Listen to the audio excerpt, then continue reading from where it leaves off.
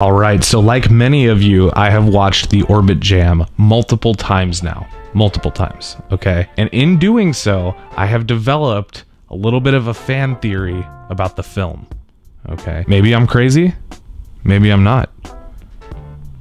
Stick around and find out. What's up, everybody? Kier Gomes here, and welcome back. So guys, I have watched the Orbit Jam 7 too many times now. I think I've probably seen it all the way through at least 4 times this week. So if you think about that, that's almost 1 time a day. And every time that I watch it, I pick up something new. It's almost like a movie in that way. In fact, I would say that the Orbit Jam 7 is less of a cardistry video and more of a feature. It's a short film. Now, I'm not going to be reviewing the Orbit Jam 7 in its entirety per se. However, if you guys want to see that, I encourage you to leave me a comment down below, because it's the only way I know that you want to see it, and it's the only way that the video gets made, and you know, it's a democracy. I'd do anything for you guys. However, I am going to talk about an interesting theory or a thought that I got while watching the Orbit Jam, and I'm super stoked to talk about it. I do want to say that this is just a theory. However, I did reach out to Chris Brown himself to get permission to upload this video. So if you guys are seeing this, it has been approved by Chris Brown. However, this does not confirm any of the wild stuff that I'm about to get into today. I also want to say, Chris, if at the end of this video it turns out I'm wrong and all of this is a figment of my imagination, you gotta admit I got a pretty damn good imagination, and I could be a good writer for the Orbit Jam 8. So let's get into it. First, let's just go over a little bit in general about the Orbit Jam. Spoiler alert. It's the first time you'll ever have to see that here. If you haven't seen the Orbit Jam 7, there are spoilers. So yeah, don't watch this yet if you haven't seen it. Or do if you don't care, and make sure you like the video. All right, so in general, there's some things that I loved about Orbit Jam 7 particularly, okay? Now, we are going to get to my theory, but before we do, let's just talk about some of the things in general that were awesome. Okay, first things first, just the intro shot. Whatever, I don't know if that was stock footage where it was like the woman had like a chrome cape, there was this big hand, and then orbit.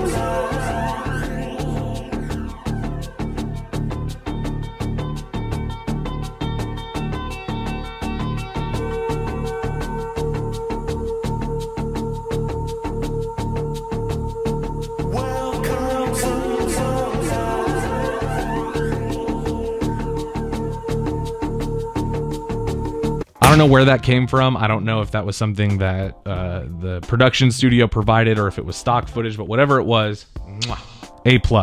I also really dig the soundtrack. Now, this is something that I think is consistent for all of the Orbit Jams. However, this one I really particularly enjoyed. You hear a lot of West Coast, and as somebody who is from the Bay Area, I really appreciate when I hear people that I'm familiar with, that I kind of grew up on, that are kind of niche to me anyway. You hear people like Atmosphere. Now, that is not niche in any way. He's the king of the underground, I know, but he was in there. But you also hear people like Wax. Could have swore I heard the Living Legends in there. MF Doom made an appearance. Rest in peace. So I really did enjoy the music. The intro shot was super engaging, and I also liked that this Orbit Jam kind of created its own canon. You know what I mean? Like, there's an Orbit continuity now, because this Orbit Jam was related directly to the events of the Orbit Jam 6. So it created, you know, this is essentially a sequel to these Orbit Jams, which is really sick. And also that helps support my theory, which we are going to be talking about. All right, so now we're going to get into some hot takes. And before you guys give me a thumbs down on the video, and before you rage at me in the comments, like I said, I have showed this video to Chris before uploading it, which means he's approved it. But I will say just a few critiques or some things about the Orbit Jam 7 that I think were missing. I did notice that in the end credits, there was no credit for Daniel Schneider as the designer of the deck. I'm pretty sure he didn't design the Aesop deck, but I'm pretty sure he did design the V8 and the V8P. Anyway, Daniel did an incredible job on the designs of those decks, so it would have been cool to see a little shout out or a nod to him somewhere in the jam, or just, you know, at the end of the video. And the only other critique I have about the Orbit Jam 7, okay, and I want you guys to listen to this. Where was Kier Gomes? Where was Kier Gomes? Where was he? He wanted to be in the Orbit Jam 7.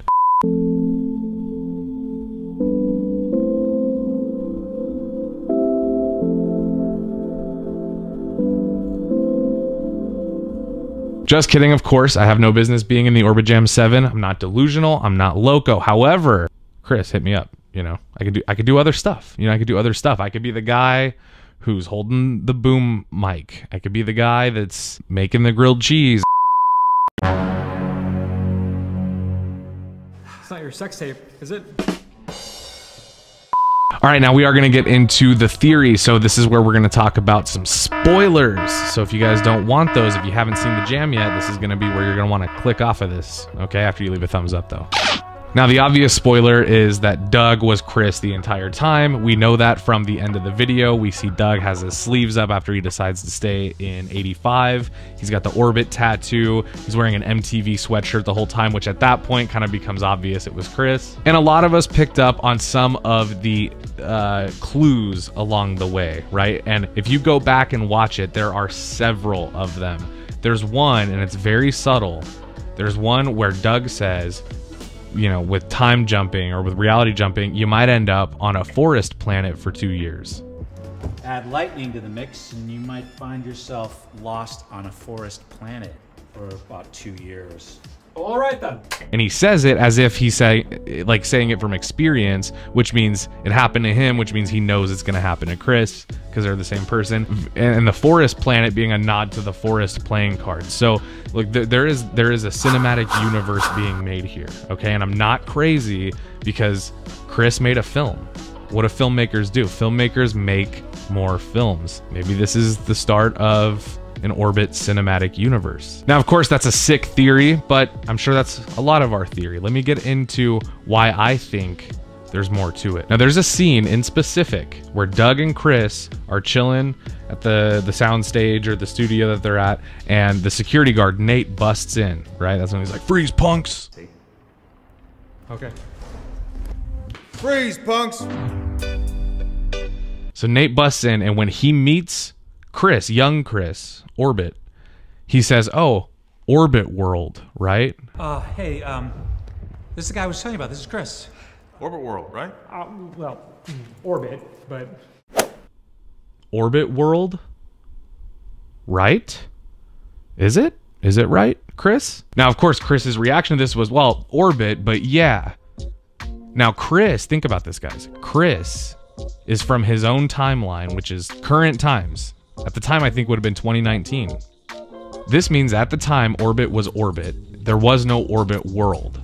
But did Nate know something from the future that we don't know or won't know? That's what I think. So listen, it's only mentioned once and it's very quick, but you can see the security guard introduces himself to Orbit. He says, "Hey, Orbit World."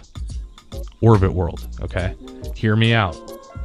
At first I'm thinking, okay, well, yeah, I mean, could have been a mistake. Why would it be a mistake? Somebody wrote, Chris wrote this, which means he wrote that mistake, unless the actor improvised, okay? Maybe the actor just wasn't familiar with Orbit and was like, "Oh, Orbit World." And Chris was like, "Well, you fucking blew it, dude." But yeah. I'm realizing now that that might be what happened, and this whole theory is just the result of one too many hits of the Magic Dragon. But anyway, I don't think so. I think that Orbit World is something, okay? And like I said, if not, Chris, get at me. Let me write this stuff. But what is Orbit World, right? Maybe there's other hints within the Orbit Jam 7 that suggests not only the existence of an Orbit World, but what that might be. What is Orbit World? Now, this is stretching a little bit, but maybe some of you can see where I'm coming from. You'll notice in the Orbit Jam 6, okay, there's a Lil Dicky song that comes on. And it's the opening for the Orbit crew, okay? Chris, Sean, and Nick, the Orbit crew. They're introduced on screen as the Orbit crew. They do their whole thing. There was nothing Orbit crew in the Orbit Jam 7. Now, I know what you're thinking. Yeah, Kier, COVID-19 happened. The Orbit crew was not together. You got people in like Oregon and Indiana or Philadelphia and California or wherever. I get it. Yes, I get it. However, maybe it was intentional because the Orbit Jam 7 could have started production months before COVID even hit, if you think about it. Is it possible that leaving that out would suggest that the Orbit crew is now all of us? Maybe everybody in the video is the Orbit crew, and maybe Orbit World is the fans, the films, the products, the merch, the cards? Is Orbit World already here?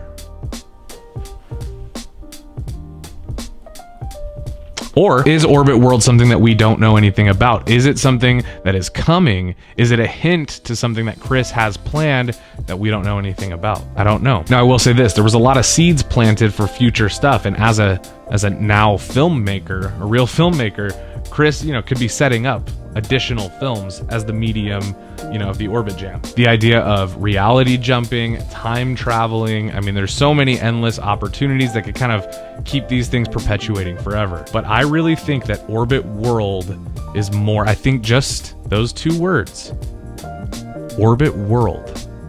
I think that is a hint to either something that is coming or something that we're already seeing, but I think we can fully expect to see more references to some kind of Orbit World in the future. Now, while we're on the topic of reality jumping and time jumping, I thought it was so much fun that in between all of the amazing cardistry scenes and the parts in the video, there was this like string of scene connection and dialogue between Chris and Doug. Really good. It connected everything, but it also was cool because it made certain parts of the Orbit Jam from different universes. So they were watching, old VHS of an alternate universe's Orbit Jam 7, which I thought was really cool. Very interesting. I also really liked the idea that after you know who Doug is, it adds a lot more, even more emotion to the scene where Chris and Doug are talking about Orbit's dad. That was already emotional, and you can tell it was really raw and personal to Chris, which I honestly can't even imagine what it would be like to share that side of of that vulnerable side with so many people. But once you know kind of the end and you know who Doug really is, that I think adds something even more special to the Orbit Jam and even more to the film aspect of the Orbit Jam, because then it has a story, there's stakes, there's emotion, there's some nostalgia, and then there's that personal touch from the person who wrote it that makes it all human and makes the community appreciate the art even more. So with all that being said, thoughts on the Orbit Jam 7? Obviously it was amazing. If you guys want to see a review, maybe we'll break down some of the cardistry parts, maybe we'll talk about some of my favorites, maybe we could do like a top 5, like my top 5 moments from the Orbit Jam 7. It would be interesting to talk about, something different for us to do here on the channel, and maybe something we can get Chris to sponsor a giveaway for. So well you guys know what to do. If you want to see that, leave some comments, drop some likes, all that fun stuff. All right, now it is time for that call to action, my friends. Here's what I need from you, okay? Making these videos it's a little bit risky for old Kier, okay? I never know how they're going to be received because I've never done them before, right? But I like doing different types of videos, and the best way that you can let me know that you like them too is by dropping a like on the video. But I also want you guys to do me a solid, check out the link in my description, okay? The link in my description is a direct link to the Orbit Jam 7. This video is not sponsored by Orbit.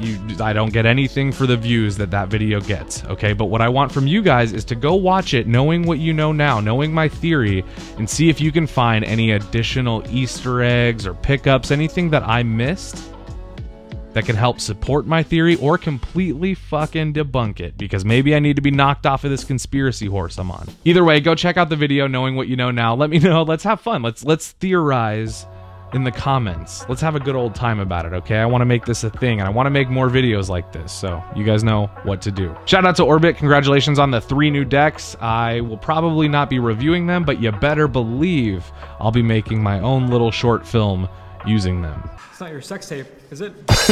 Just kidding. You guys will definitely be seeing the cards on this channel as soon as they come in, so stick around for that. Stay subscribed, notification bell, all that stuff. You guys are awesome. Thank you for watching this video. Okay, love you. Bye. Fly so fast, and every moment counts, baby. I don't wanna miss a thing. We can sleep under the stars, we can sleep under the stars, or hang out in hotel bars, driving somewhere in your car. We can sleep under the stars, we can sleep under the stars.